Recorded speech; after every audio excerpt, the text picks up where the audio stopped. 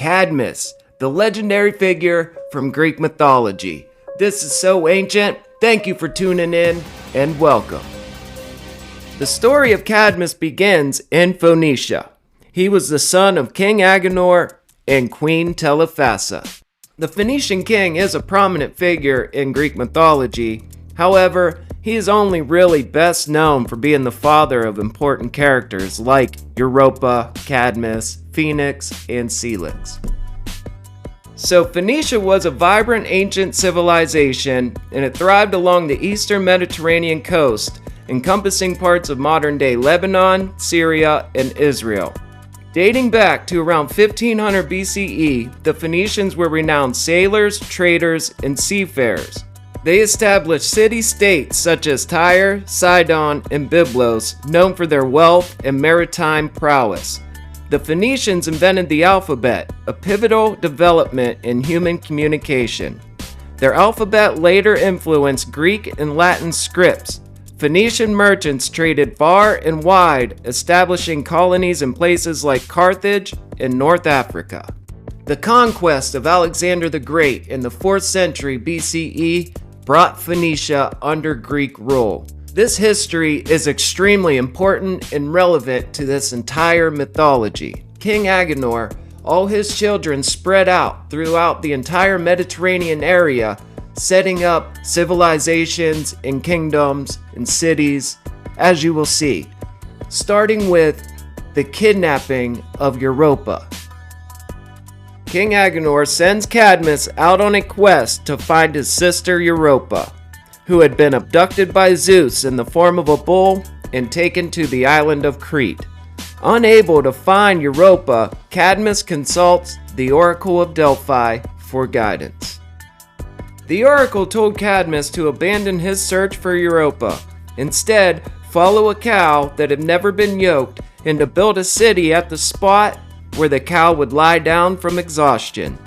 Cadmus obeyed the oracle's instructions and followed the cow until it finally rested in the region of Boeotia in central Greece.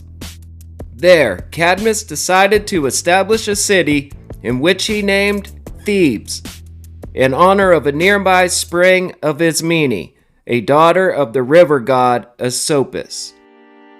The sources differ, but Europa was said to have 3 brothers, Cadmus, Phoenix, and Celix, and they were all sent out to search for Europa after she was kidnapped by Zeus. As a matter of fact, Cadmus was told not to even return home if he could not find her. I have a video on Europa where I go through this whole thing, and it's pretty cool. There was complaints that I had the music up too loud, but hey, go check it out.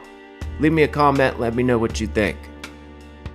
To secure a proper site for the city, Cadmus sent his companions down to fetch water from a nearby spring. However, this spring was guarded by a dragon. Cadmus slew the dragon in a heroic battle. In some versions of the myth, this dragon is said to be the offspring of the god Ares. Following the dragon's defeat, Cadmus was advised by Athena to sow the teeth of the dragon into the ground. When he did so, armed warriors known as the Spartoi, meaning sown men, sprang forth from the earth. These warriors initially turned hostile and began fighting among themselves. Cadmus threw a stone into their midst, and in their confusion, they stopped fighting and recognized Cadmus as their leader. With the help of the Spartoi, Cadmus successfully built the city of Thebes. He became its first king and introduced the Phoenician alphabet to the Greeks, making him an important cultural figure as well as a legendary founder. Later on, it's said that Cadmus was in servitude of the god Ares. The reasons for this vary. It was either because of the dragon that he killed, or it could be as a result of this next item that I'm about to talk about. Anyway, Cadmus marries Harmonia, the Greek goddess of harmony and concord. The royal wedding, of course, was attended by the gods, and Aphrodite bestows on them a wedding gift. Cadmus later served Ares, the god of war, and as a reward was given Harmonia, the daughter of Ares, and Aphrodite as his wife. Their grand wedding was attended by the gods, and they received divine gifts, including the necklace of Harmonia. However, this beautiful necklace carried a curse, leading to tragedies and misfortune in their family's future. Their descendants, including their grandson Pentheus, faced grim fates. In time, Cadmus and Harmonia, saddened by the tragedies that their family endured, retired to Illyria, where they were transformed into serpents, possibly as a form of punishment or reward, depending on the interpretation. After suffering a series of misfortunes, including infighting, war, and death, Cadmus and Harmonia sought guidance from the gods. And in an act of mercy or punishment, depending on the version, the gods transformed them into serpents. As serpents, they found peace and lived out the remainder of their lives without the troubles that had plagued their human existence. Thank you for watching. I appreciate it so much. If you would, please hit the thumbs up button, hit the sub button, leave me a comment down below. Let me know how I'm doing. Give me some interesting facts. I always love seeing new comments, and I try to respond to all of them. Now, before you go, I have a sweet little bonus for you. Check it out. You need to go do what you're supposed to do. The Delphic oracle, which ordered him to give up his quest, follow a cow, and build a town on the spot where she lay. The cow guided him to Boeotia, a region north of Athens, where he founded the city of Thebes. Later, Cadmus sowed in the ground the teeth of a dragon he had killed. From these sprang a race of fierce armed men called Spartai, meaning sown. The Spartai fought one another until only 5 survived. These 5 assisted him in building the Cadmea, or Citadel of Thebes. No doubt one of the most fascinating stories I've ever heard. I just wanted to clear something up. In the video, you'll see when it comes to the sown men, the Spartoi, I put an image of 300 from the movie on there. Spartoi, Sparta, the Spartans, it sounds similar, right?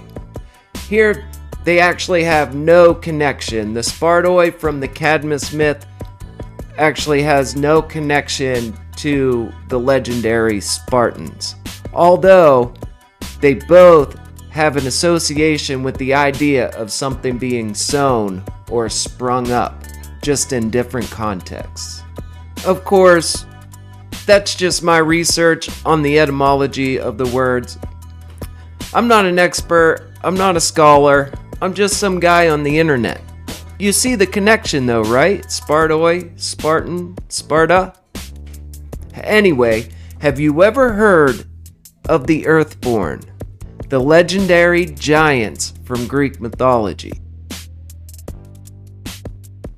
Not to be confused with the Titans, the giants in Greek mythology were known as Gigantes.